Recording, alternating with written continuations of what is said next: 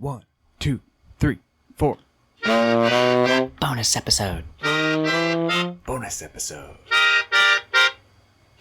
Bonus Episode of King of the What Now. Hello, fellow blooming flowers growing into your truest new selves, and welcome to this bonus episode of King of the What Now. I'm your host, Kat. I'm just a gremlin doing her best. Perfect. And as always, I'm your co-host, Joel. Also, I'm the really edgy-looking fairy who unfortunately got killed off before the series got a proper start. Sharp boy. Also, spoilers for HeartCatch PreCure. We're just starting right off the bat. This is our HeartCatch PreCure episode. Joel, do you want to give us a succinct summary of HeartCatch PreCure? Yes, I would love to give us a succinct summary. Now, first off, we not only watched the series HeartCatch PreCure, but we also watched PreCure All-Stars DX2 Protect the Rainbow Jewel, which is a crossover movie with all the previous seasons, as well as the standalone HeartCatch movie. But I'm not going to do the two movies as a succinct summary. We can cover those later in the episode. Okay. Also, as much as I love PreCure, they are a little samey and formulaic, so I don't really need to go into the breakdown of okay, here's in episode 1, here's what happens. Broadly speaking, there is a team of good girls who have superhero identity, magical girl forms, protecting something from a group of evil people.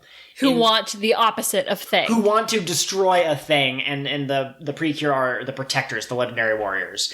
So in this particular iteration, the town is Kibugahana, which I only know because I looked up the etymology of what the different parts mean. I'm oh, it means flower of hope, okay. But there's a magical tree that is both connected to the hearts of people, but also the ecosystem of the planet. And the bad guys want to destroy it, which will cause the world to fall into a desert-like state where life cannot live. And people will not have feelings. And the PreCure want to protect it. Now, there's two ways that you can deal with this heart tree problem if you're an evil villain seeking world domination. You could just attack it directly with a missile or something. But sometimes if you try that, the PreCure will show up and kick the rocket away. Note that this is hyperbole, there's not actually a rocket. That would be cool though. But if you try to attack the tree directly, they might punch you, they might be mean to you, and they might move the heart tree somewhere where you can't find it. So the other thing you could do is find people whose heart flowers are wilting and take that negative emotion and turn them into a monster which will, I guess, infect more people with despair and bad feelings as this monster causes destruction. It's the Danganronpa idea. If you see a person doing bad things, you'll feel bad. Yeah, exactly. so they find flaws in people's heart flower, which basically means people who are sad, or they're feeling lonely, or they're feeling rejected, jealous, any negative emotion in general. And the monster that they turn into has to be combined with some physical object, and the monster will express those fears and doubts or whatever. So if an episode is about some child who thinks that their parents are ignoring them or paying more attention to the newborn baby sister, the monster might say something like, my parents don't love me and they're not paying attention! And I've got a specific bone to pick with that we will get to when we are done with the succinct summary. Right. But the main characters tend to hear what the person is yelling about, and they tend to go, no, it's actually kind of admirable that they have these negative feelings, or something like that. The bad guys will go, this child thinks that they deserve love. Love is pathetic. And then the good guys will be like, love is the purest thing in the world! And they'll become stronger because of it, and then they deliver some punches. Alright? Now, that's kind of the general 50,000-foot view. Let me go into a little bit of the characters, because that, what's the author's name? Chuck Wendig? Chuck Wendig, thank you. You see, we're on the same wavelength. Stories are Soylent Green. Damn it, Catherine, I was going to get to that. Okay, yes. You say it. Like the author Chuck Wendig says, stories are Soylent Green, they're made of people. And again, we've now seen 4 or 5 seasons of PreCure, and the thing that definitely differentiates them is not necessarily the evil plot. The evil plot is to destroy the world every single time. It's the individual characters, their individual struggles, their relationships with each other. And really quick, just because Joel mentioned it, he has seen Star Twinkle PreCure and most of Healing Good PreCure. I have seen Kira PreCure a la mode and most of Healing Good, and then together we have watched Witchy and HeartCatch. And Go Princess. Oh, And yeah, we watched Go Princess. We started Futari Wa, but we just weren't feeling it, but now we have motivation to go through and rewatch that series and hopefully get to the end this time. But this is a HeartCatch episode, so I won't spend too much time on why Go Princess is the greatest anime of all time. Absolutely. So, HeartCatch PreCure is a treatise on human emotion. You're mean. You're making fun of me. Here's the problem, listeners. I picked HeartCatch as our next PreCure series to watch because someone on the internet said, HeartCatch is the darkest PreCure. Madoka is really just HeartCatch PreCure redone. And I was like, oh, I like Madoka. I like it when fun things get sad. Let's check this out. And no, it was not Madoka-y at all. And we will talk more about that later. But that's why Joel's making fun of me. You are putting the cart in front of the horse, I think. I was told that I was going to be allotted a specific amount of time to make stupid jokes and without interruption, okay? Okay, So- I'm resetting the stupid joke timer. You've got 30 minutes on the clock. Okay, perfect. So the main character is Tsubomi Hanasaki, and she is a kind of shy, introverted girl who doesn't make many friends. She's new to the town. Her parents have moved in or near her grandma, and she wants to be a new version of herself. She wants to be kind of more assertive, and she wants to be more empathetic, and she wants to be a good person. She eventually becomes the flower spreading throughout the land, Cure Blossom. Her color is pink. She's the main Cure, of course. She's either going to be pink or white, and this season is pink.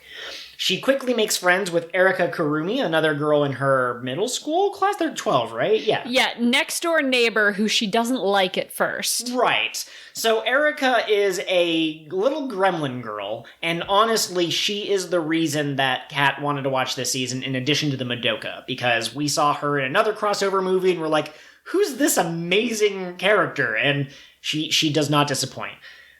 She is basically a good girl, but she's a little in your face. She has like foot in her mouth disease, and she just says what's on her mind, and sometimes it comes across as really rude. So she and Tsubomi rub heads because Tsubomi is very introverted and has a hard time saying no, and Erika will just grab people and be like, join my club! And so Tsubomi's mad that she got roped into the fashion club.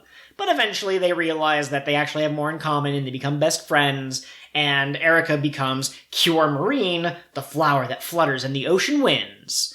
Her color is blue. And her catchphrase is incredible. I feel like we should just touch on that right quick. Okay, well, hang on, but...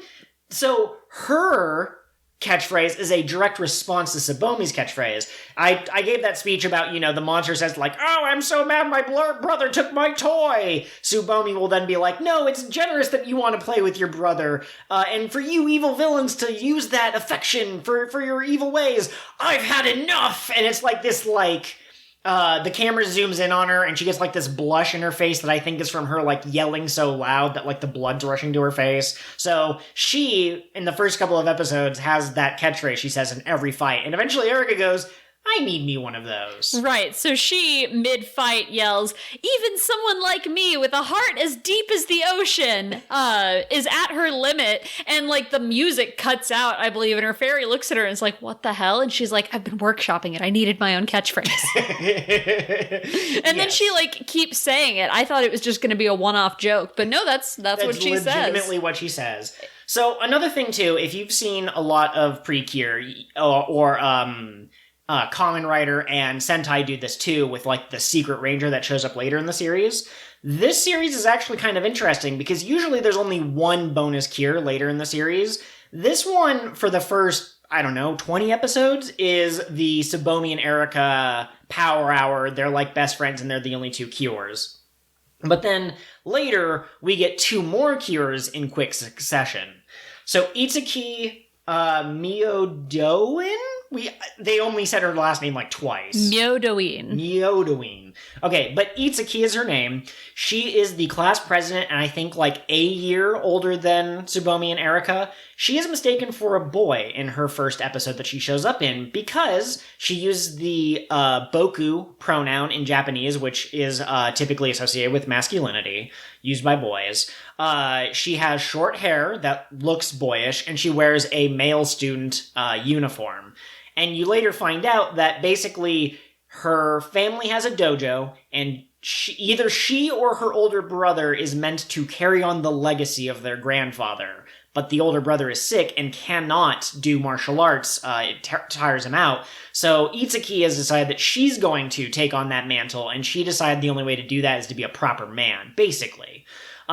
She's not trans or anything like that. She still identifies as a woman, but she just has certain boyish characteristics. And her arc is, well, she has two. One of her arcs is learning that it's okay to like cute things and to dress more femininely if she feels comfortable with it. But her other arc is she wants to protect people. She's like the shield of the team. And eventually she becomes the secret third team member, the flower that bathes in the sunlight, pure sunshine. On the note of catchphrases, she has one that she uses in her first couple of fights, and it comes back near the end of the series. Doesn't seem as common as "I've had enough" from Tsubomi, but it's something like, "I'll defeat the darkness in your heart with my light." I didn't write it down because I didn't realize it was her catchphrase, but that's how she ends her battles if it's a solo fight. And then the last girl, this is really interesting.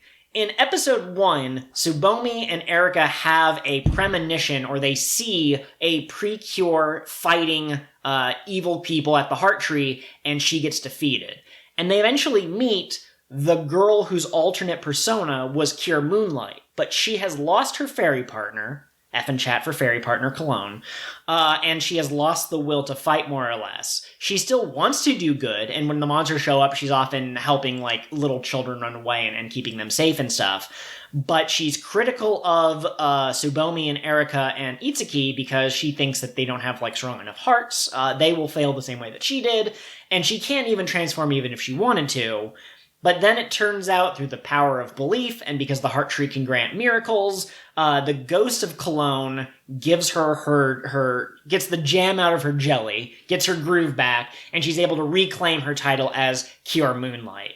Now, I thought that the fairy would either come back at that moment, remain as a ghost who stayed by her side, or at the end of the series, because again, PreCure's formulaic. When the bad guys take over the world and the good guys reset everything, I figured maybe that's when Cologne would come back. But no, he's actually permanently dead. And as soon as she accepts having teammates and friends, his, like, ghost disappears. Like, he actually, like, goes to fairy heaven or whatever. Yeah, he's only there to help her connect with the living. He's only there because she didn't have anyone else. But now that she has anyone else, he can rest in peace, is how I interpret it. Cure Moonlight is the flower that shines in the moon's light. Cure Moonlight. She also has a phrase she uses pretty frequently, like a catchphrase. I don't even remember even vaguely what it was. I was going to say, does she? I'm pretty sure if we went to the wiki, it would have one. I just don't know it. So that's kind of the main cures, the 4 of them. There's also Cure Flower, because in this season, the cures are like a generational thing. So Tsubomi's grandma that I mentioned is actually Cure Flower? Yeah. Cure Flower. She was the PreCure before Moonlight, and there are PreCure before her. I definitely want to touch on that more, because I haven't seen another PreCure season do that before. Exactly. So the bad guys, the Desert Teens, have been coming to Earth and fighting magical girl after magical girl, and for some reason they think that this time is the time that their evil plan is definitely going to work. So the grandma knows about their cure transformations. She gives them advice early season, and mid-season she's the one who teaches them how to get the Heart Mirage, which is the new accessory that you can buy for $15.99 at your local, Toys R Us or whatever. That gives them the ability to use is that the one that gives them their combo attack together? Yes. Okay. But then they also later have to do a second trial that the grandma teaches them about, and during that trial they get another even stronger, powerful attack. So I don't remember what the difference between the HeartCatch Mirage is and then the second test that they take. But that's basically her deal. And then at the end of the season, to give like one last plot point, Dune, the big evil bad guy, he shows up. He does in fact turn the entire world into a desert. But all of the people that the PreCure have saved throughout the season, their hearts have basically been fortified. They've been like evil proofed because the HeartCatch PreCure have taught them to share their toy with their brother or be kinder to their neighbors. They've whatever. taught them to have a strong heart, basically. Don't give in to those negative emotions. Right. So they are able to give the last of their like belief juices to the HeartCatch girls, and they go into space and they fight the final battle. It's big, it's climactic, it's pretty awesome. Who are the bad guys? There are 3 desert apostles. The bad guys are called the Desert Messengers, or the Desert Apostles, or the Desertians, depending on like which episode. Seems like they kind of use the terms interchangeably. The Desertians are the monsters. Okay. My But bad. Desert Apostles or Desert Messengers for the generals. Okay. So there's 3 generals that are most commonly butting heads with the PreCure. The first one we meet is Sasorina. She's the token female member of the team. The evil teams only ever have exactly one woman character usually. But anyways, she attacks with hair that kind of looks like a scorpion tail. And her character trait is that she's grumpy that she lost to the PreCure that one time. The other 2 generals have defined characteristics. If you told me, like, you have to turn in a 500-page fanfic about these other 2, I could do it. I don't know what I would do for a 500-page, word fanfic about Sasorina. I'd just be like, I don't know, she fights the Cures.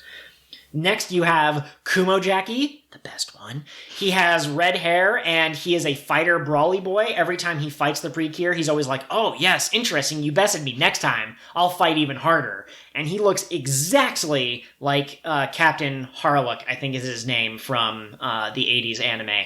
I don't actually know anything about Harlock. I just have heard people talk about him, but I've seen the picture, and it's a one-to-one. He is based off of that character. And Kumojacky gets naked a whole bunch.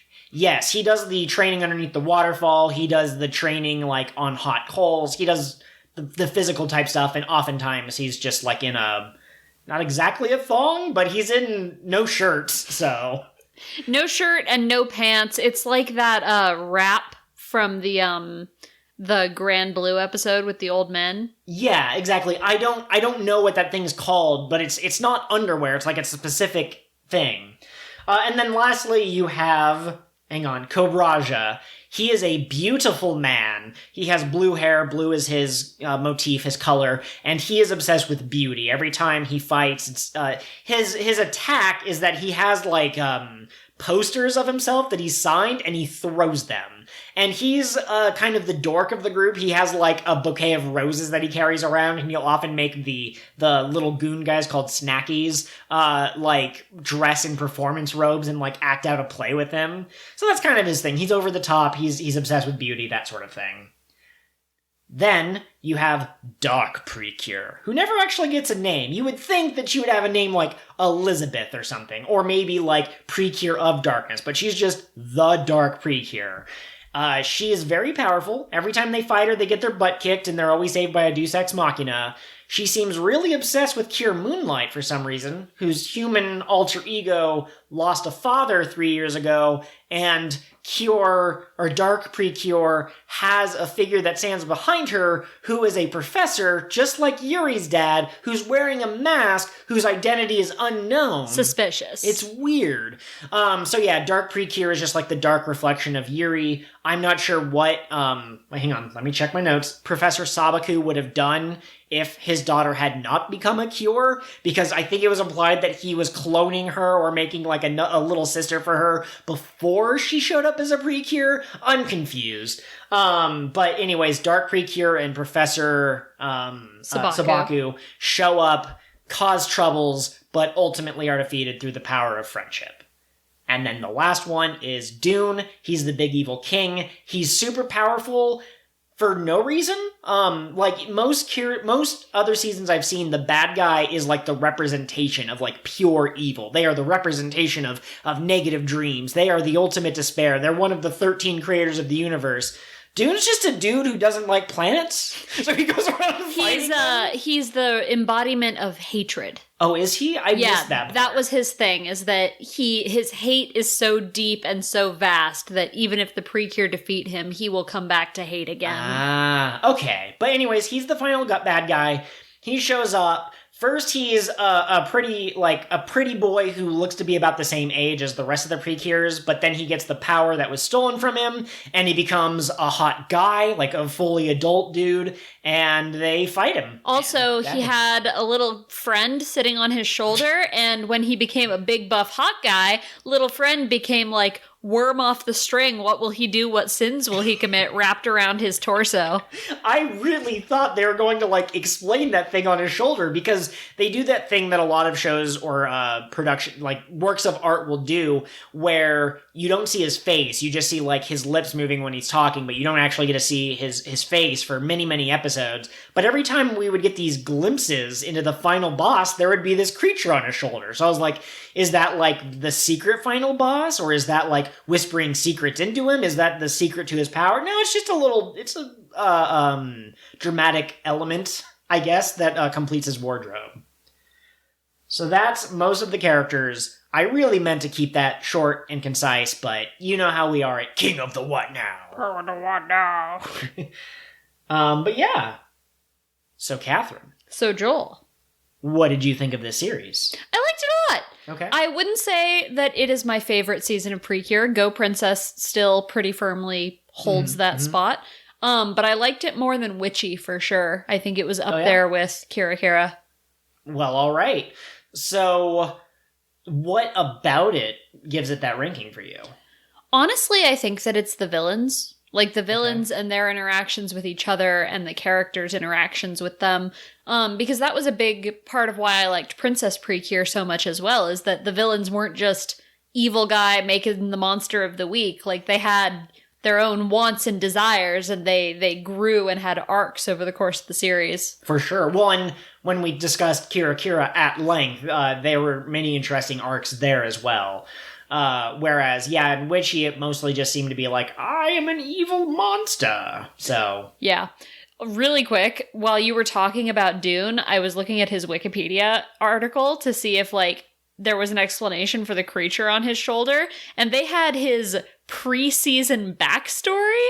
Apparently his dad was the previous king of the desert, and his mom died, and then his stepmom tried to kill him, and he just had a bad time, so that's why he became the embodiment of hatred. I don't know if they're getting this info from the manga or what. But. Yeah, I mean, I would have to assume, but that's pretty dark for PreCure, we're gonna get to it, whether or not this show is Madoka and why it isn't.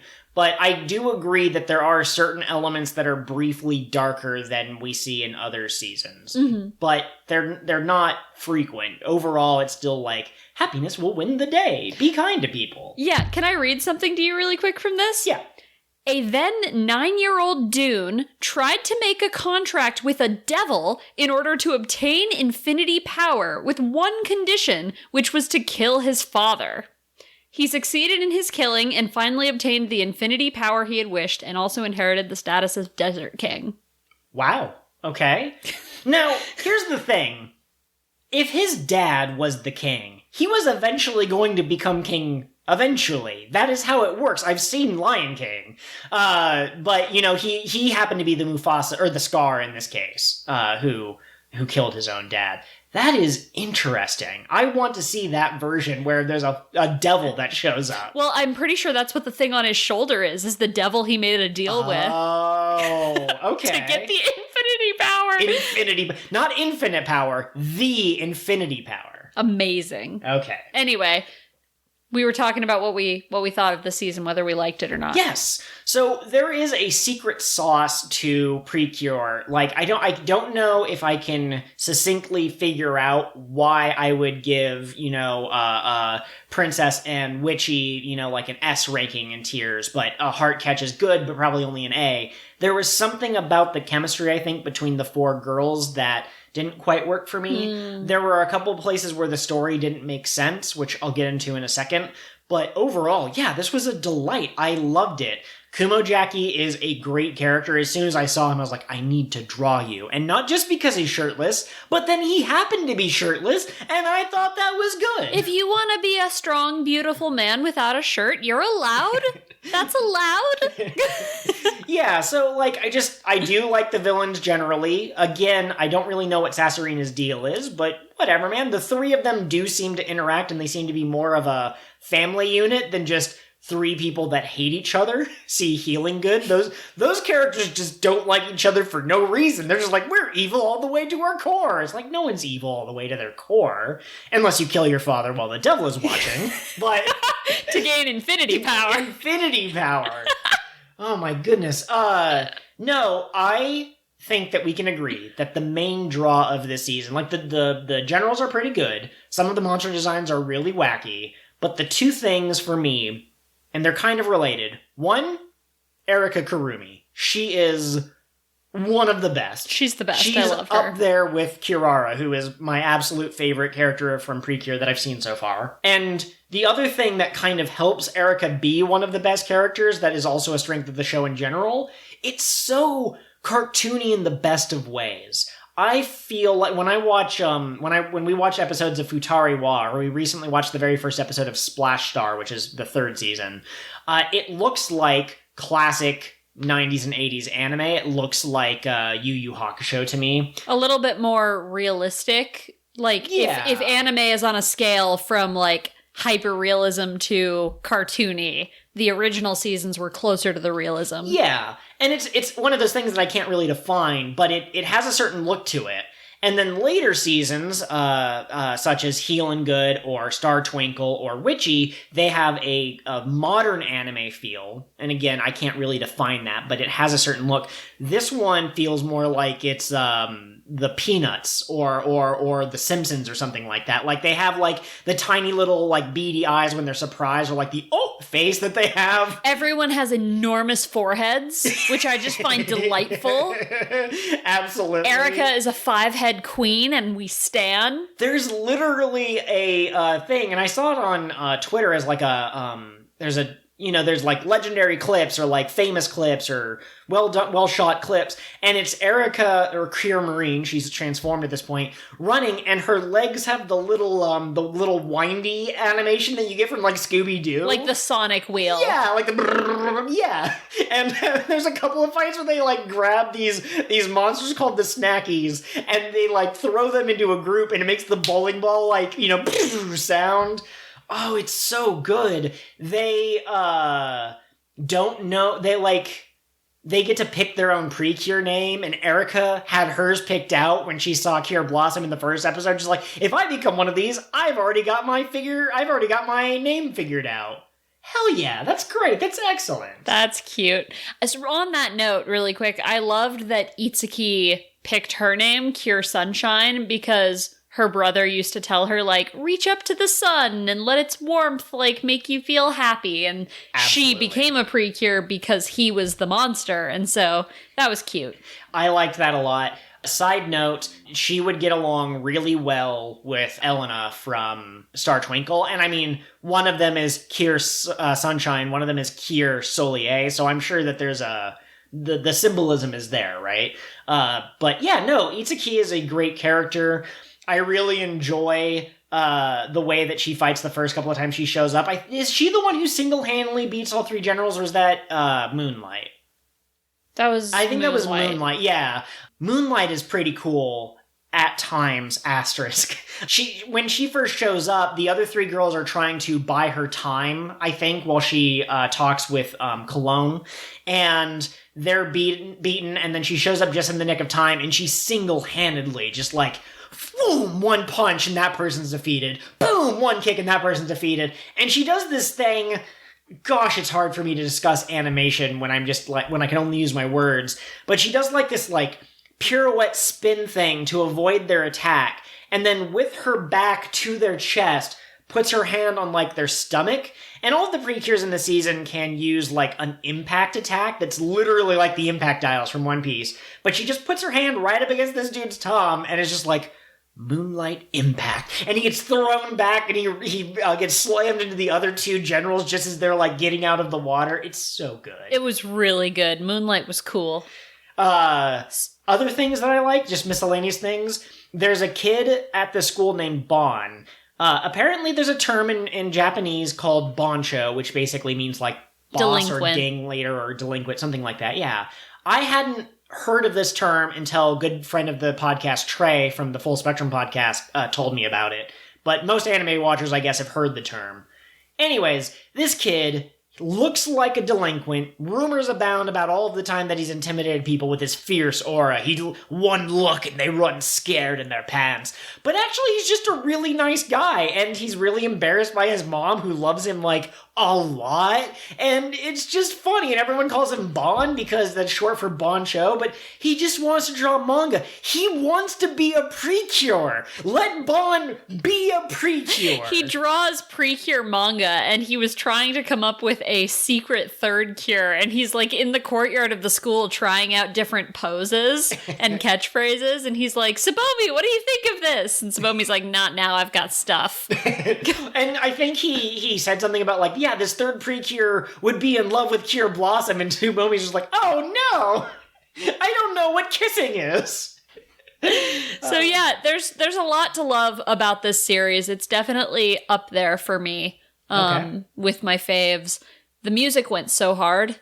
It had no right to go that hard. I can't remember who it was, but one of them, or one of the finishers, it was like shredding on the guitar. You and I made that joke while we were watching, like, all right, here's your, 1,000 yen, write us a song for a magical girl. Oh, I'm gonna go hard. That was PreCure Giant Lady. Oh. That was that attack. And then Moonlight's music is also very intense. Yes. Which cure from this season would you say was your favorite? I gotta go with Cure Marine. She is excellent.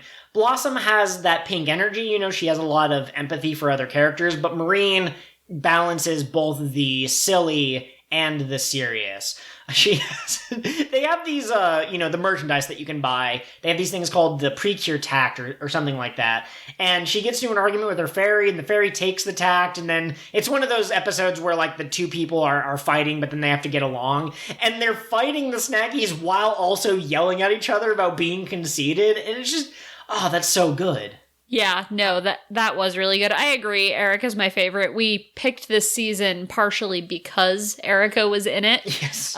We saw her in a movie, and she and some other PreCure had been like locked up, and she was like gnawing on the bars trying to get out because she was ready to fight. She was gonna throw down. She was ready to go. Well, and I think later in that movie, when everyone gets one shot of them doing something on screen, and her team was attacked with missiles, and I think she ended up accidentally caught on it, and she was flying around in the background, and then when it explodes and she's okay, they're like, okay, let's move on. She's like, I didn't get to do anything. Erika is good. Erika's fantastic. Moonlight, I felt, didn't get a lot of a character. She's one of the quiet types, and like you've said before, that doesn't always work for you because a lot of the times it just ends up feeling like they don't have a personality. Sure. I liked her. I thought her fighting style was cool, and her arc of coming to accept having friends was pretty good, but we didn't really have enough time with her for me to get attached to her.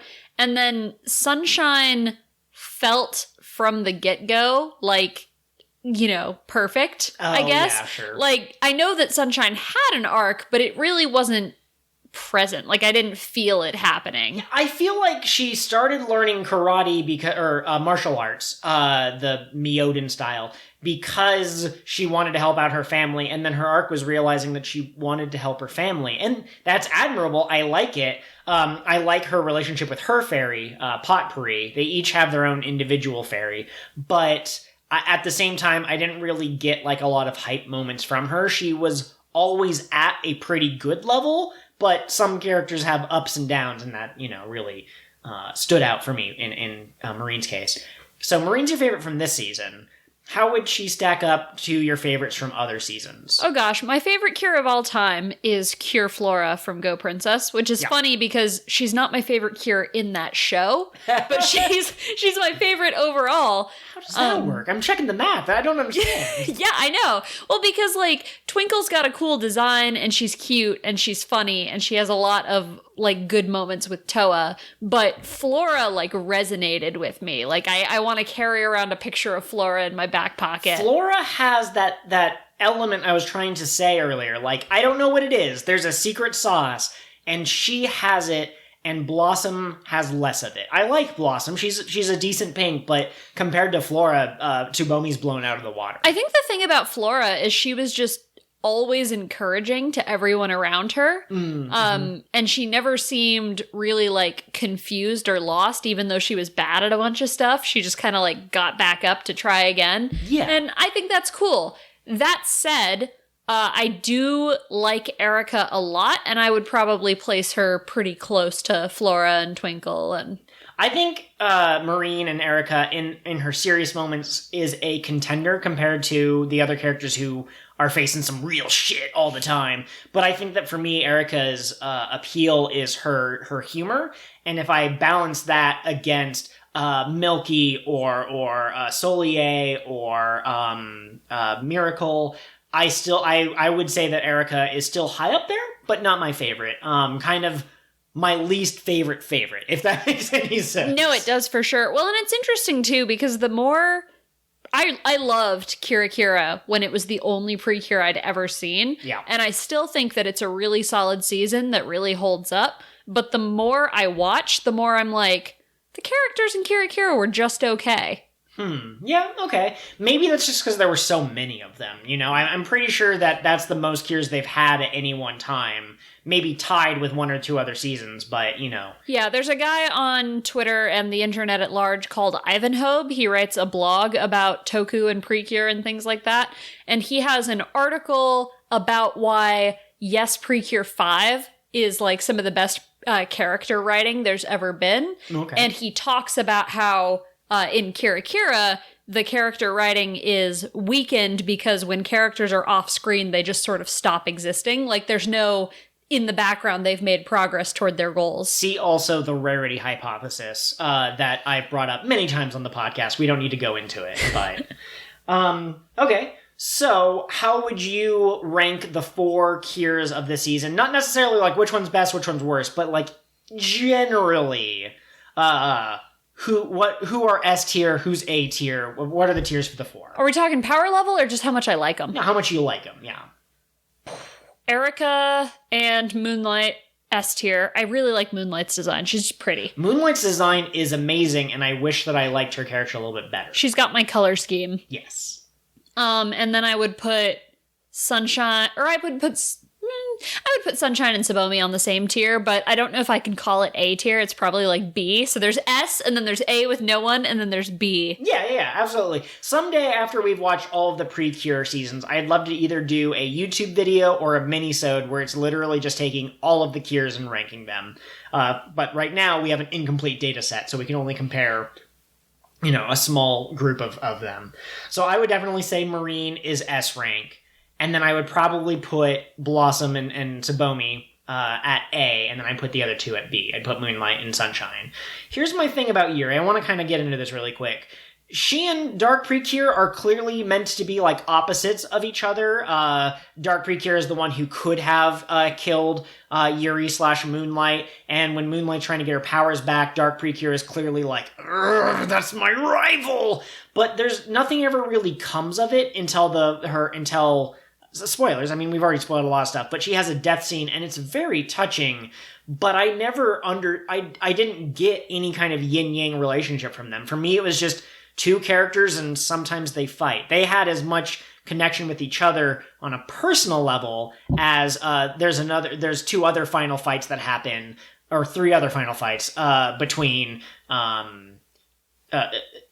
Marine and Kumojacky and Sunshine and Cobraja.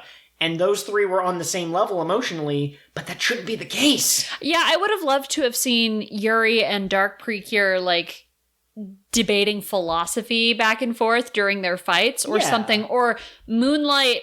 So the scene with Dark PreCure's death, to be clear, hit very hard exactly as it was written. However, I think if Moonlight had, like, seen Erika with her sister and had said something about, like, I've always wanted a sister, or more of that, I think that moment of, you have a sister and now she's dead would have been even more devastating. Sure. Well, and PreCure are supposed to be all about, like, this season 2 especially, is about, like, reaching out to other people, being a new person, that sort of thing. So it would have hurt so much worse, but I would have loved Yuri to, like, have reached out to Dark PreCure when she was dying, or, like, as they were fighting, being like, let me help you. And Dark PreCure could have been so obsessed with negative emotions, or maybe Dune, like, put brainworms in her or something, and it would be a tragedy that she was gone. But I didn't quite feel that. The other thing, this is a very specific complaint, but at the time, every time they save someone's heart flower from wilting, they get a heart seed, which is also my biggest complaint of the season because of the way that the heart seeds are delivered. But they get enough, and Grandma, former Cure Flower, says, look, you can get this magical item that can do anything you want it to. It has unknown powers. And they go, oh, we should get that. So they go and they take this trial where they fight a hot guy. He literally, his identity is secret, so he's just known as the hot guy. And every time Tsubomi sees him, she goes, it's you, the hot guy! Yes, it is. The episode title was like, unexpected test, we have to fight the hot guy? So that's just his name. He's canonically the hot guy. But anyways, they have to fight the hot guy, and they eventually win, through the power of friendship, of course. And then afterwards, they go, hey, Yuri, we got this miracle pot for you. Maybe you can become a cure again. And she goes, what? And they go, you helped us pass that test. She didn't. That's the secret. She literally went along for no reason because they invited her, and then they credited her with the win. She showed them where the castle was because Grandma said no. But that's just... I agree. She didn't help. She didn't help. Okay. You can calm down. Yeah, I would just... That's like... That really hurt Yuri's characterization, because she has moments later where she's more of a character, but for a couple of episodes, she's just really stiff and awkward, and then they just like, oh yeah, we've been friends with you this whole time. She's been mean to you, non-stop, telling you that you are shit as PreCure, and now you're just like, oh yeah, we love her. That's just how Erika and Tsubomi are, though. Like, they're very stupid, Your Majesty. They are, yes. Uh-oh. Nope, it's gone. I was going to say one other complaint I had about the series, but I can't remember what it was. Was it the heart seed? Do we want to go into that really quick? It wasn't that, but we can. Okay, so, listen, I don't mind kid shows being aimed towards kids, but even as a kid, there were a couple of jokes that you would see all the time that I'd be like, yes, I see, you were attempting humor there. Very good. And HeartCatch has one of those, and I thought maybe it would just be a one-time thing, but it's in every goddamn episode. So the two main fairies that bonded to Blossom and Marine are called what? You were trying to look up the pronunciations. Do you want to give a whack at it, or should I just like...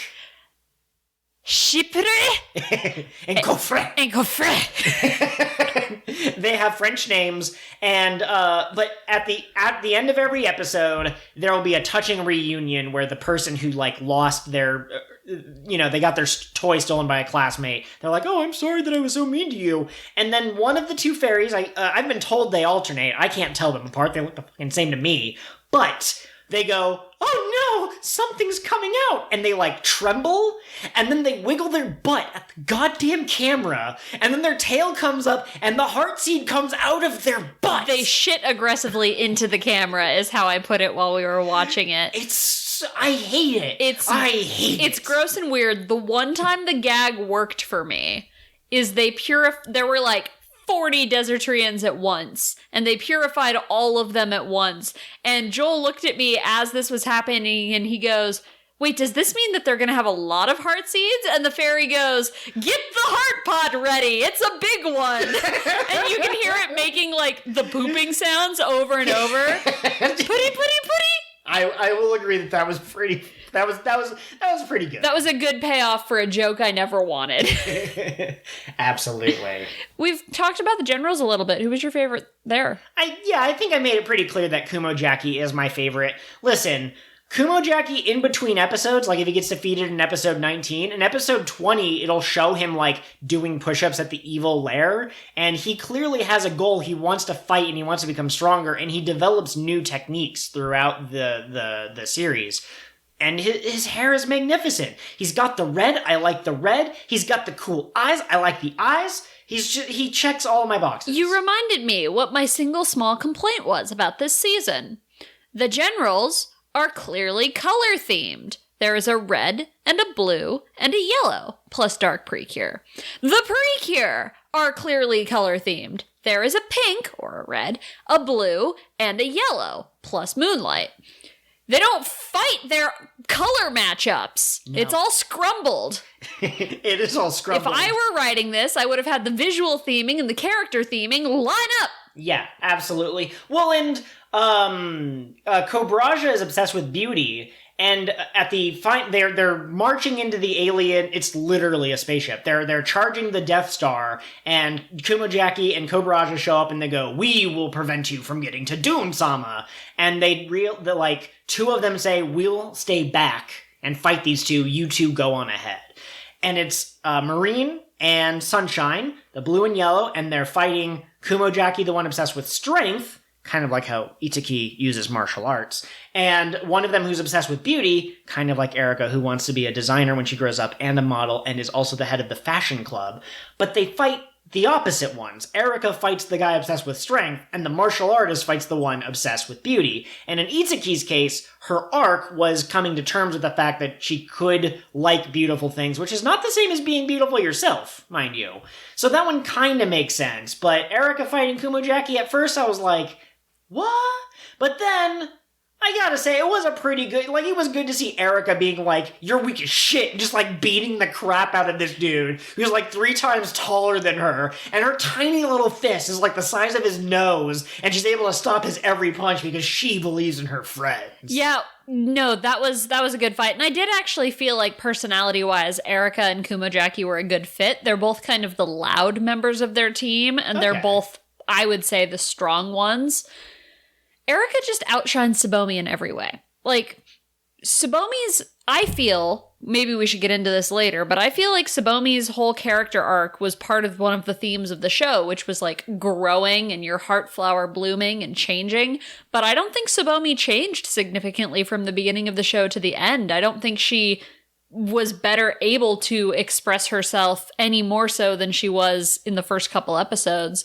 Whereas Erika seemed to have some genuine growth. You could see her taking time to consider other people's feelings. She didn't get along with her older sister at the beginning of the series. Both of them had their heart flowers wilt due to interacting with the other one, and they grew from that, and they had a healthy relationship by the end of the series. It was amazing. Tsubomi's growth, she did get better at speaking her mind, I think, and encouraging other people, but that arc was finished by episode 2, I felt like. So yeah, Tsubomi's fine as a when she transforms, but Tsubomi as Tsubomi is kind of yeah, she's okay. I kind of feel, and maybe the reason they did this is because you want the person who has the most growth to do to be the main character, but I kind of feel like Erika should have been the pink for this team. I could see it. Put her in charge, make her the boss, or not, she'd kill us all. I also really liked Kumojacky. Sasorina grew on me a ton. She had a moment where she was almost purified, and it fried her brains a little bit. Can I set the stage for this? Sure. So at the end of every episode, when they're using their final attack, the bad guy will be trapped in a flower. A flower appears behind them, and as it spins, they get lifted in the air, and these evil monsters, they get happy little expressions, and they go foo wah wah wah wah, which I think is fluffy and whatever in the Japanese onomatopoeia, and then they get hit with the laser blast and they disappear. So in this episode, like you said, Sasorina is trapped in that flower, and she gets a little happy expression. She goes, ooh, wah, wah, wah, wah. And then Cobraja and Kumojacky snatch her out of it before it can finish. But so her brains get fried a little bit. They get a little scrambled. And it shows her on the desert planet. I think it's called the Castle Planet. Maybe. And she sees a flower blooming on a cactus, and she goes, how could something like this be so beautiful? And then they get these things called the dark crystals, which make their monsters grow. And that returns the darkness in her heart, right? And she's struggling against the PreCure, and she can't win. And eventually Cobraja and Kumojacky are we will give you our dark crystals. It'll be a big strain on your body, but we believe in you. You can do this. And she goes and she gets Fuwawad again for the final time. And Cobraja and Kumojacky are watching and they're like, she did her best. We have to let her go. Yes. She gets hit and the flower's spinning. And Cobraja is like, I'm going to jump in and I'm going to save her like we did last time. And Kumojacky does the anime thing, putting his arm up to stop Cobraja, and he goes, no, she gave it her best. He acknowledges that maybe she's not cut out for this life, and maybe it's time to say goodbye to their comrade. And, like, I don't know when they went from 3 people who happen to work for the same guy to this weird polycule. Because at the beginning of the series, it felt like they literally didn't interact with each other except to say, like, I'll fight the Precures. These other 2 have fucked shit up. I can do it better. And then randomly, they like, feel like a couple, like a throuple by the end of the series. Kumojacky and Cobraja, when the Death Star is being invaded, or Castle Planet, whatever it's called, they're up, like, on a high place, and they're watching the Precure come into the, like, charge. And Cobraja's like, I'm gonna fight, or Kumojacky's like, I'm gonna fight them and finally prove who's better once and for all. And Cobraja's like, man, the only thing you ever think about is fighting.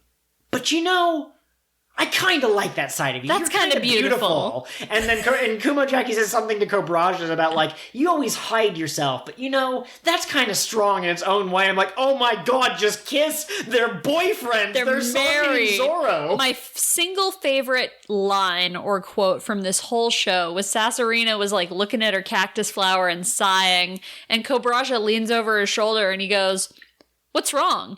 You haven't fallen in love with me, have you? I'm too beautiful for you.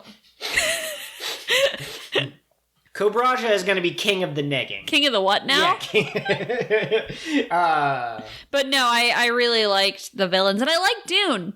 Like, the final big bad villain doesn't always resonate for me because they're usually pretty samey. Yeah. And they're usually like some giant destructive force that's going to destroy the world, and the Precure have to turn into literal gods in order to put the world back. Which they do, to be fair, in HeartCatch. But Dune was like a regular-ass person who just really hated other people, and I can vibe with that. He was so apathetic. He was doing the cliche anime thing of like, oh, is this all you got? While he was like manhandling all 4 cures at the same time. Might have even been 5, because I think Grandma became her cure self again very briefly.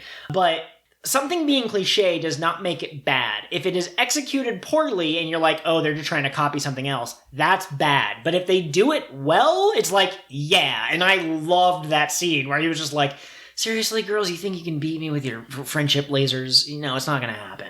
I'm just cracking up at the knowledge that the worm off the string, what will it do, what sins will it commit, was a demon the whole time. It really was a worm off the string, what sins will it commit? Yeah, absolutely. That is another, like, small thing about this season. Again, I highly recommend you watch HeartCatch. It is incredible. Those moments of sadness, of interaction, they're very good. But there are some places where it falls short, and Grandma just becomes Cure Flower again.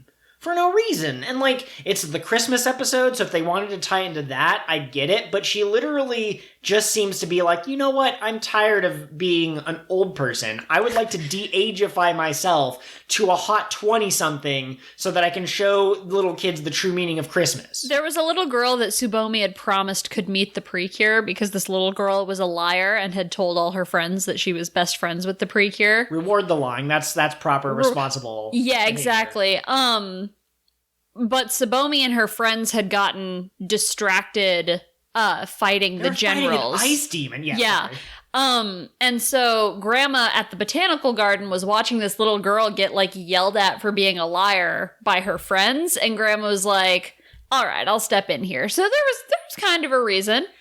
I guess so in Nun Piece, the scene where Zoro drags the cage that has Luffy in it, and Nami's like, I got the key! And Zoro's like, you had the key this whole fucking time while I was dragging the cage? That's how I felt when Grandma was just like, I'm gonna become Cure Flower again. You could have killed all of those generals with a single friendship laser beam, and you waited until some girl was getting yelled at? She couldn't use her friendship laser beam. She said, like, I don't even have enough strength to use my tact. Okay, I can that's just be the fine. PreCure. And she was borrowing strength from her fairy, which you get to keep in this universe. Yes.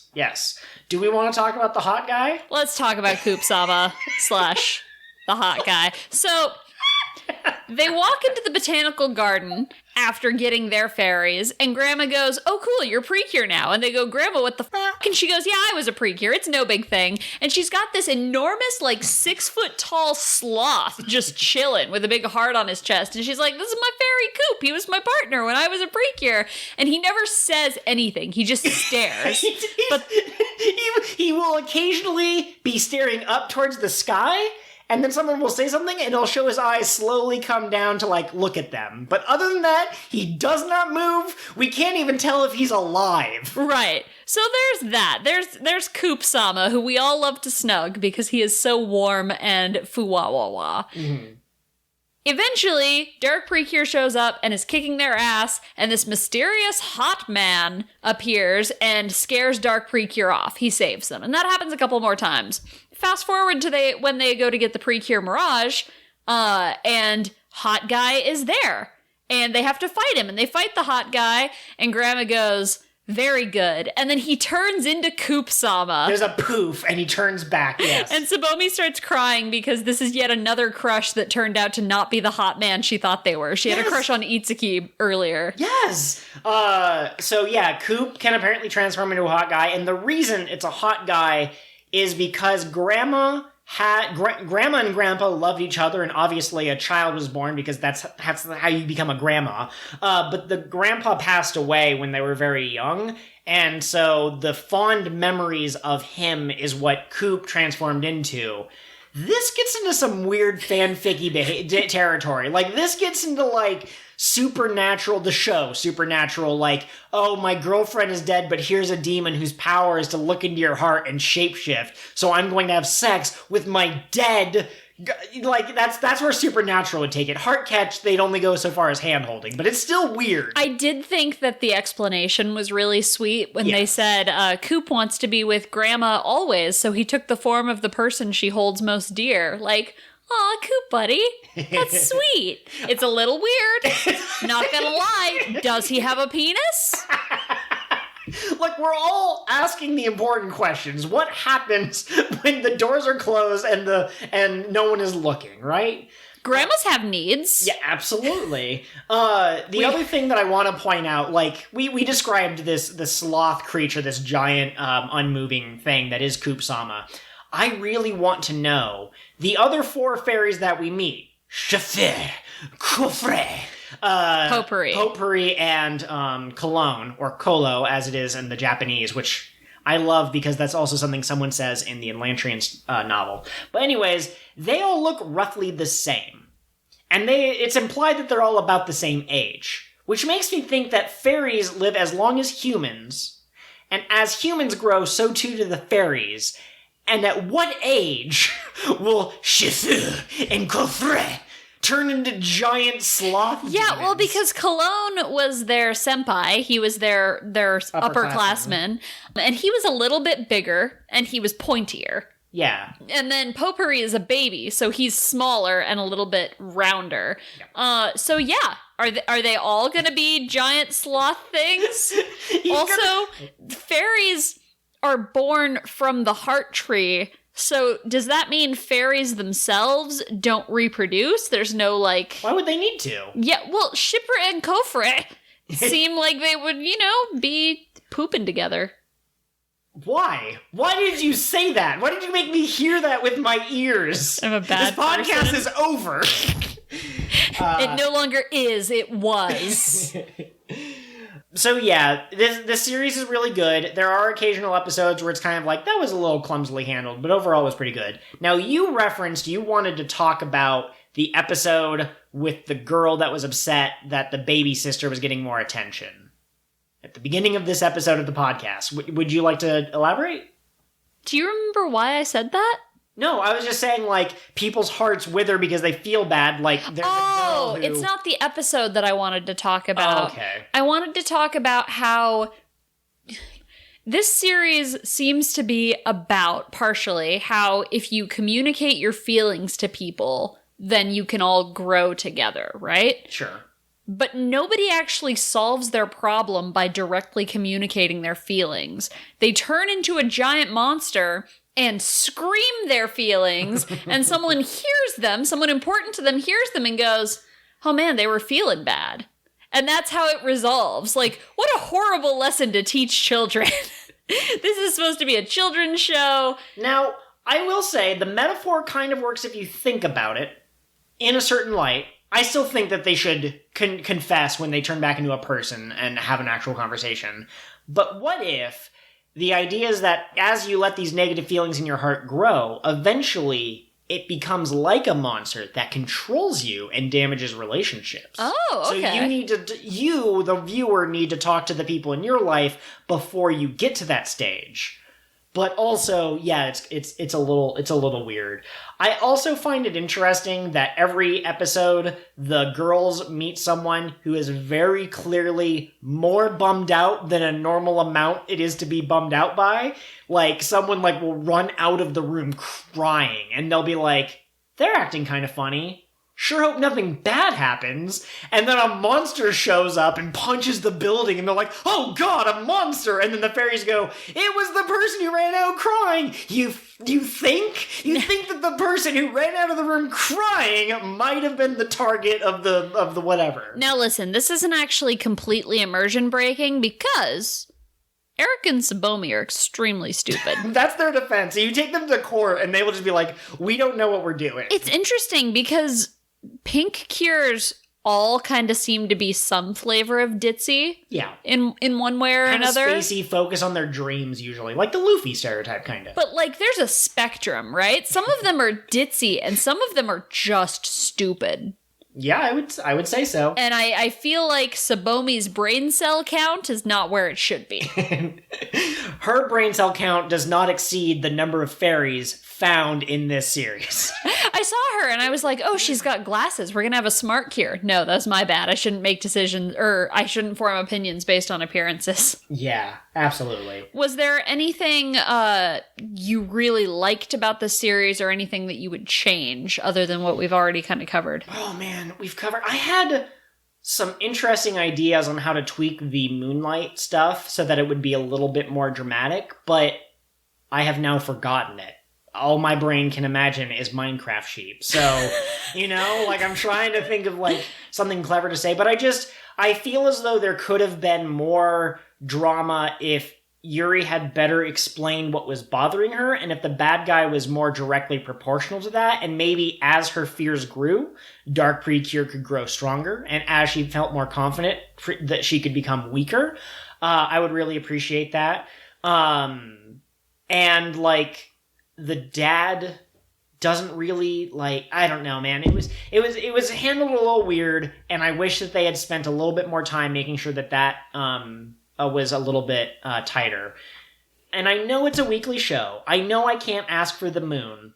But if I could have just a chunk of that space cheese, I wish that they spent longer learning about the people that were going to be monsterfied. Maybe the generals or the Snackies could show up and cause, like, general mischief while waiting for someone's heart flower to wilt, and you could have, like, 2 or 3 episode arcs where someone's feelings get really fleshed out, because then I think you could have, like, some really powerful moments. But for the most part, these episodes will be like, the girls are doing a thing. Here's a new character. Here's the new character's friends. Here's one interaction. They're really sad. Monster time. You're like, I barely got to know that person. Well, and that's one of the things I liked so much about Kira is that it seemed to have fairly tight, like, 7-episode arcs. Yes.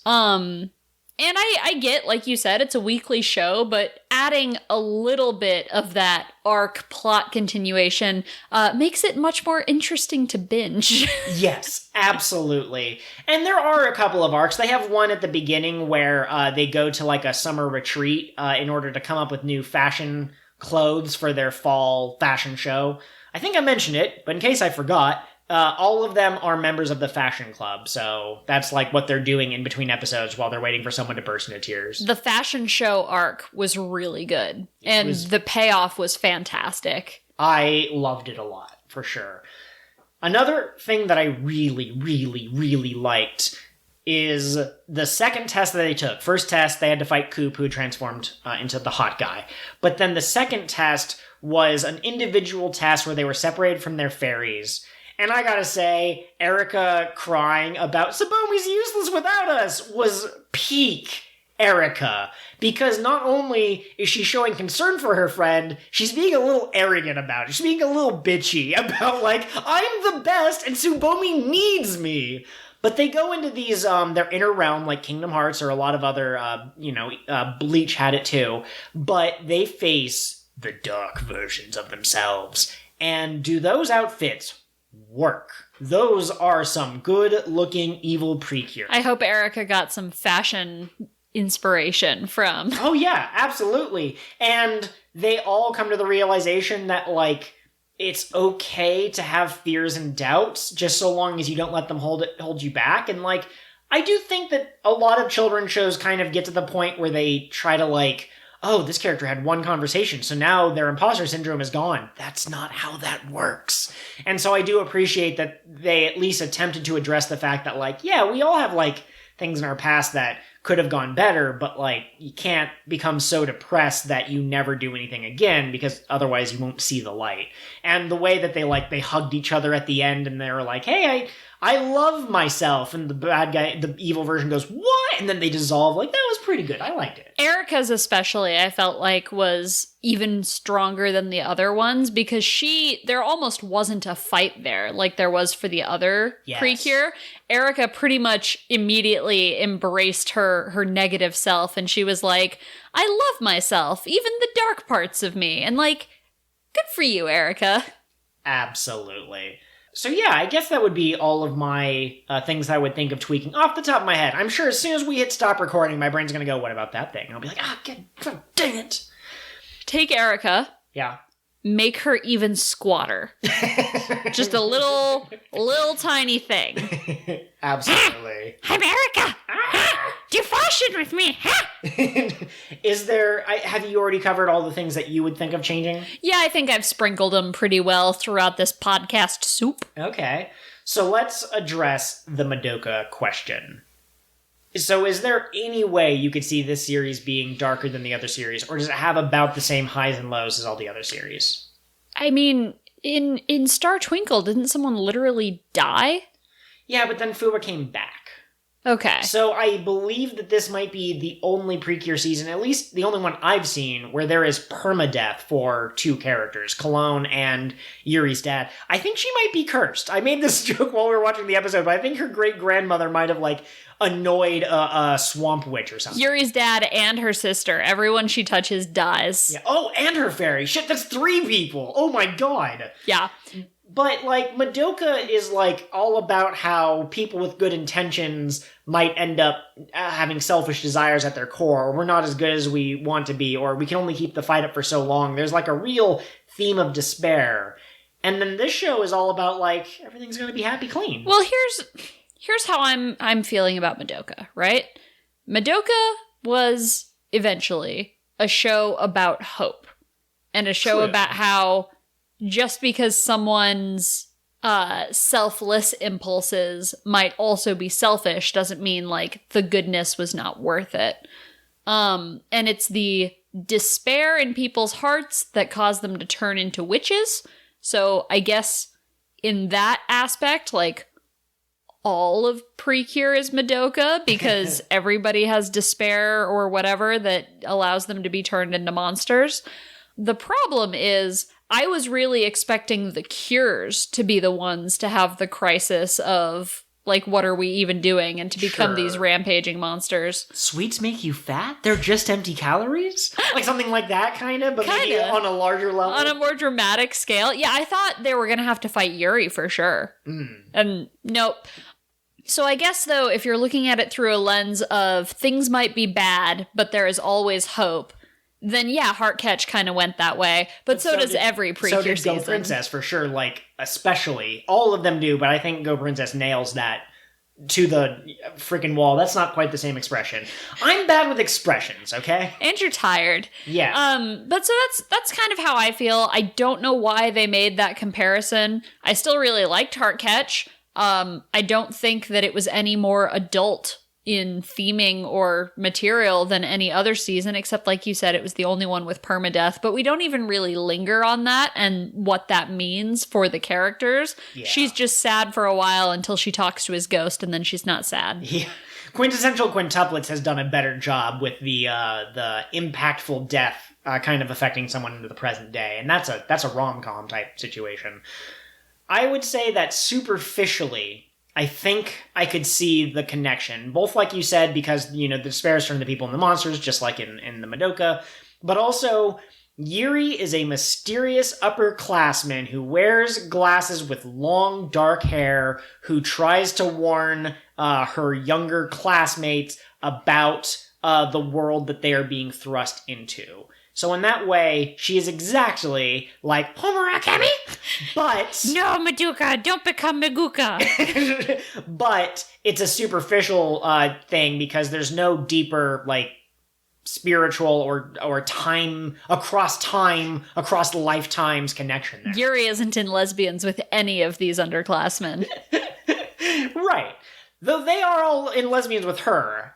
So at one point, Yuri gives into darkness, or is going to give into darkness, because she found out that her dad was actually this Sabaku guy, and then he was killed by Dune, and she loses her mind, but Blossom is able to reach her by being like, "You're my Yuri!" And I was like, hell yeah. Okay.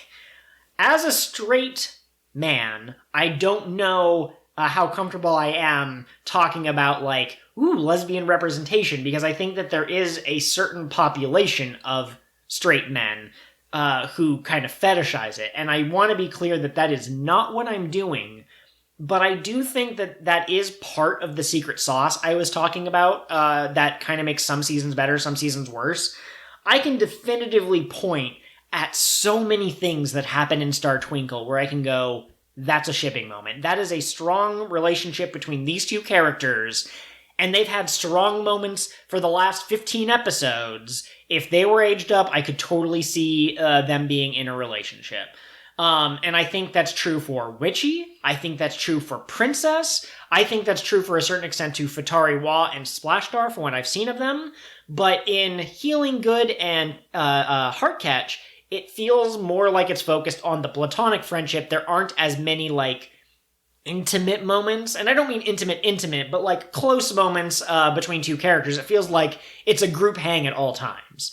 And honestly, I think that is kind of what makes it a little weaker in some regards. And then also, there are brief moments where those relationships do shine through, and those moments are really, really good. Do you have any other thoughts on the main series? No, I don't think so. I think we've pretty much covered it. Okay, so let me use the relationship between Tsubomi and Erika to jump into the Miracle Protect the Rainbow Jewel movie, which is the crossover movie. I don't have many thoughts because all the crossover movies is just the member berries from South Park. You remember that transformation? I remember that theme park? I remember. So it's literally just like a fan service, like, wow, look at all the pretty precures on screen. And it was exactly that.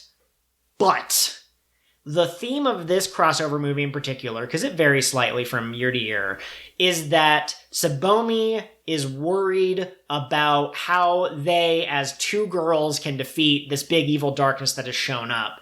And all the other precures are like, believe in yourself, and so long as we have each other, we're strong. And Erika constantly throughout the movie is like, Tsubomi, we've got this. I believe in you.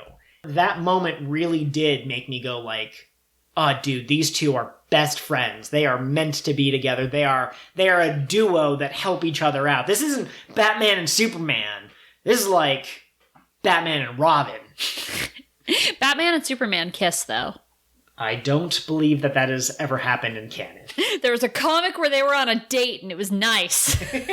Look, ship them all you want. I'm just saying there's a certain general relationship between those two. They work together, they strive to the same ends, but they do not, on a deep personal level, connect with each other. You know what I have to say about Protect the Rainbow Jewel? Okay, what's that? Momozono Love is the best, and I cannot wait to watch Fresh PreCure.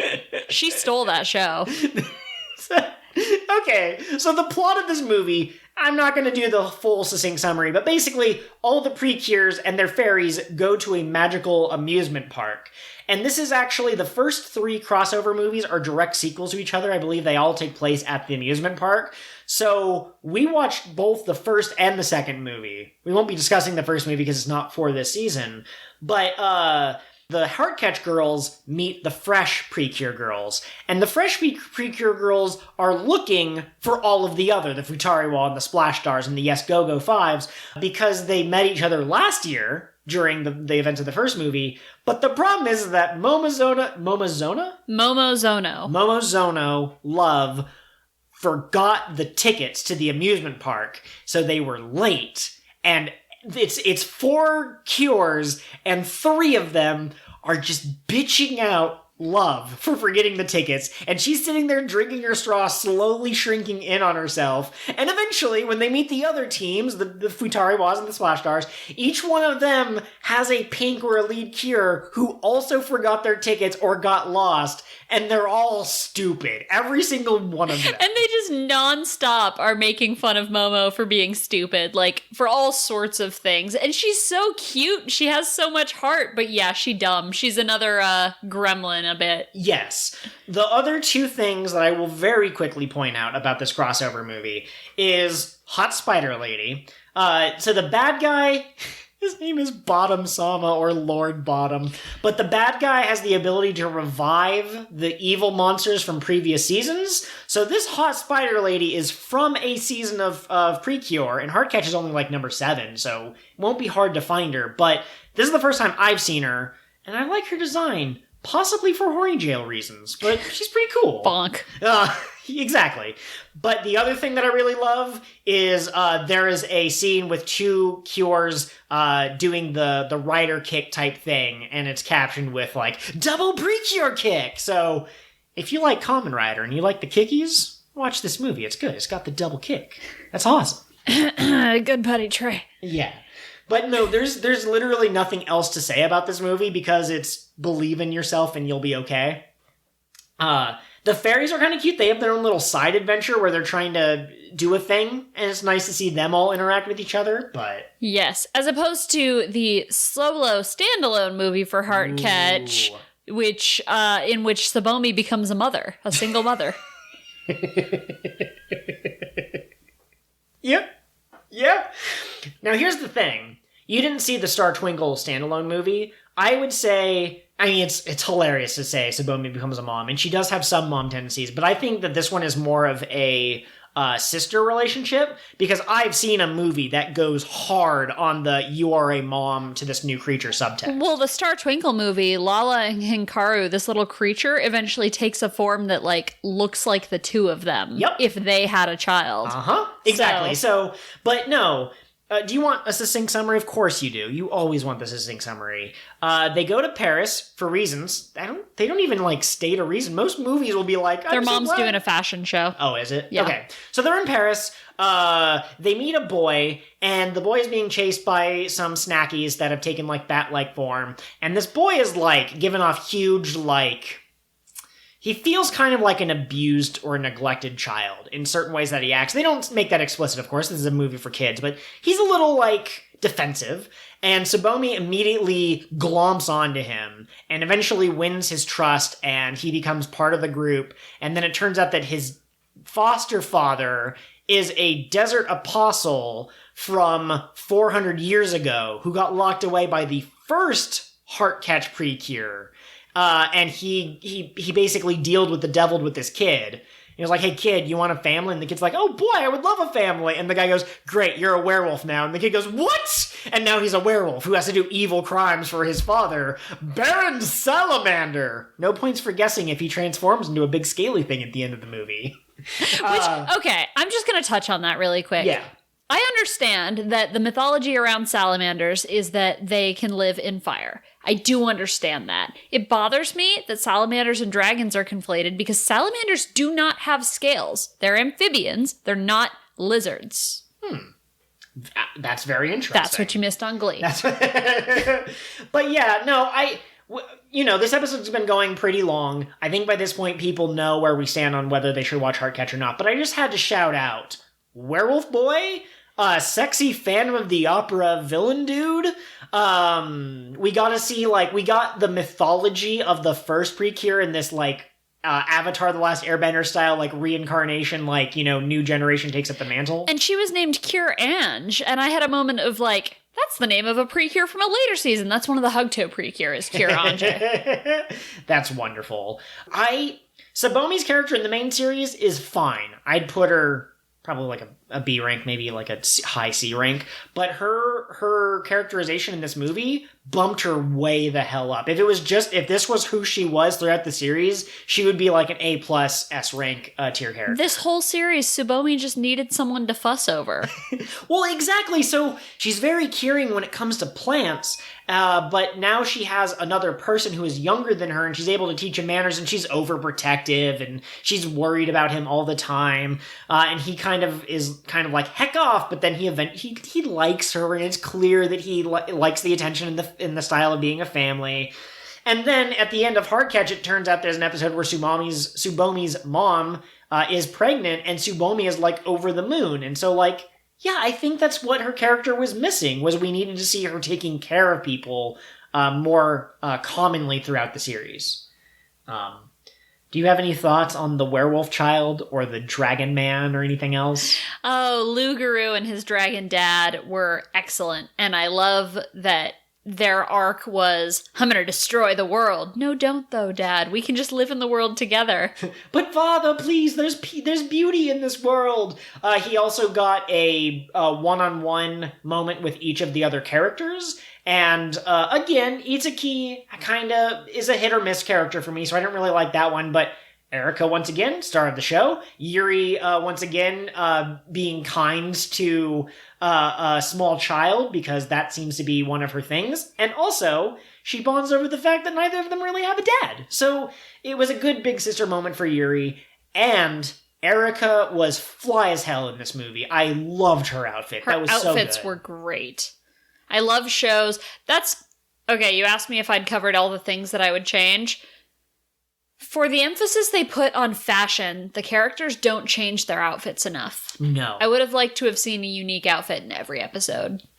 Yeah, and I get why the animators might skimp on that, but at least every couple of episodes, they didn't bust out anything. Or have Erika be you know what you need, Cobraja? You need a new outfit. And have that be the trigger that starts him doubting the path that he's on. Yes, for sure. My boy shut. I think, okay, so I wanted to kind of cover this. I think, I already mentioned that Sunshine would get along well with Solier. And you just pointed out, I think, is it Shut? Yeah, okay, Shut would get along very well with Cobraja. Or they'd hate each other. Okay, yes, their egos would either be too big, or they would bond over their mutual love of fashion and beauty. Is there anyone else that you think would fit really well with any of the other seasons you've seen so far? I mean, Lugaru and Cure Waffle kind of give off similar vibes. And that's the hot guy from that season, right? Yeah, I can't remember his name. I don't know why. Rio, isn't it? Yes, thank you, Rio. Okay. Yeah, but Jurio when he's a human, and it's Pika Rio when he's a fairy, because Pika Pika means light. Something like that. Okay, yeah. And his sister is Kirarin, and she has Kira in her name. I remembered his name. Good job. With many roundabout bits and bobs. Anyway, he and Lugaru, I think. Yeah, fantastic. They could bond over feeling shitty about family. My sister is better than me. At least you have a sister. I've never known a family. I don't have a father because I'm a fairy and a cupcake pissed me out one day. Okay, was that our final thought, or is there anything else that we want to talk about? Are there any other characters that you think would get along? Okay, so let's see. Who do we have? We have Erika, who, I'm not sure.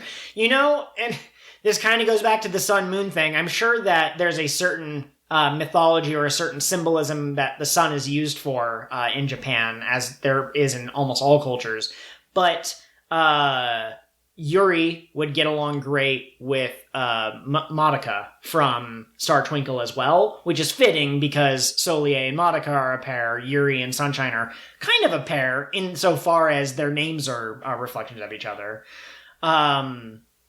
Yeah, let's see. Who else do we have? Tsubomi. I mean, Tsubomi would get along with most of the other pinks. But yeah, no specific parallels come to mind other than Sunshine Soleil and then Shut and Cobraja.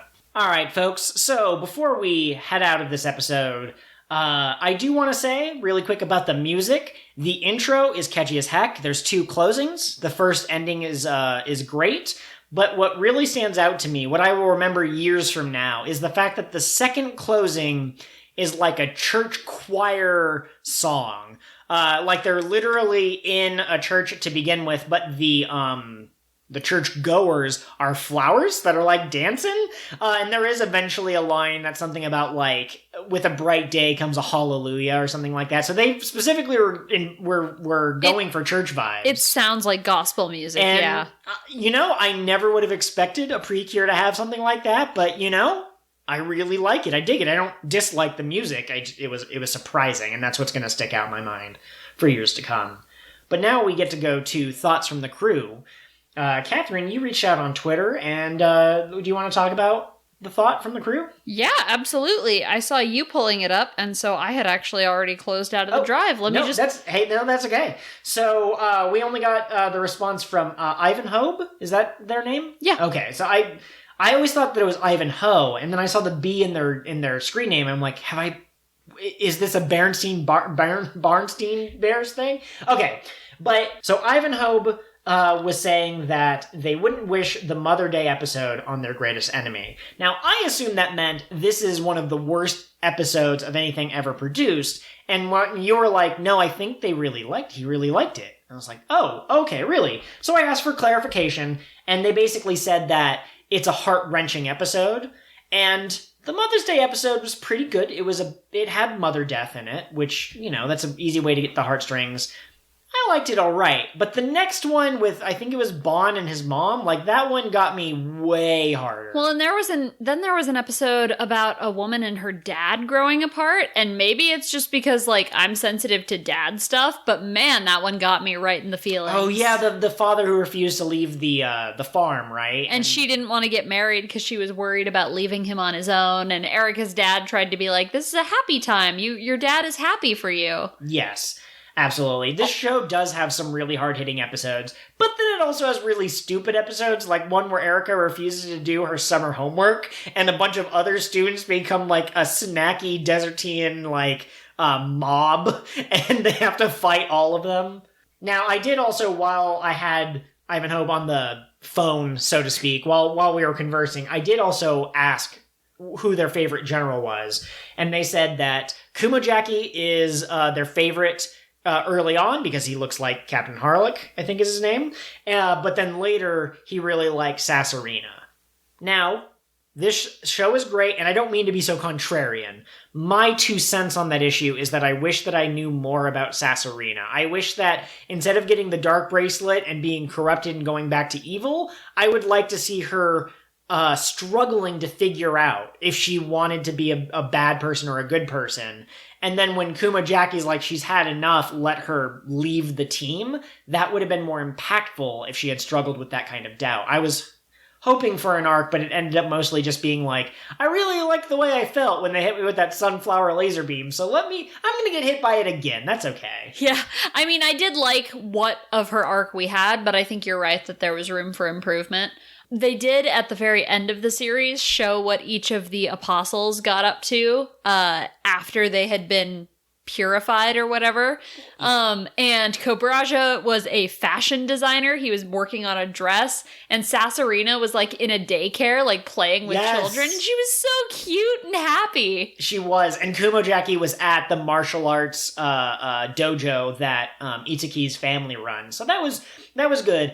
I have two points about that. So when they defeat Sasorina, it clearly shows like a ball of light kind of like come out of what I guess was the body, and it goes to a hospital where there's a woman who is in a coma, and so like I guess they must have done the heart flower thing to her at some point and she just never recovered.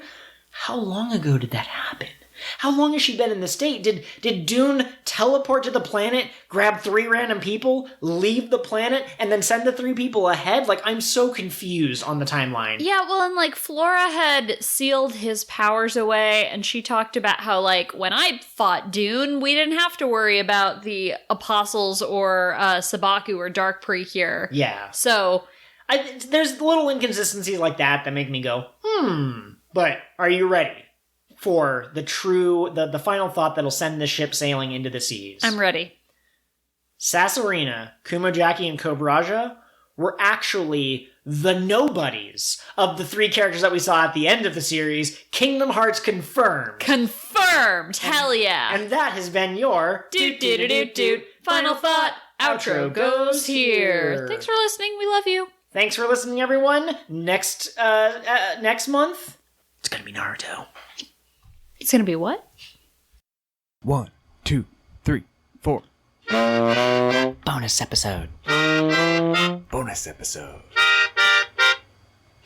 Bonus Episode of King of the What Now.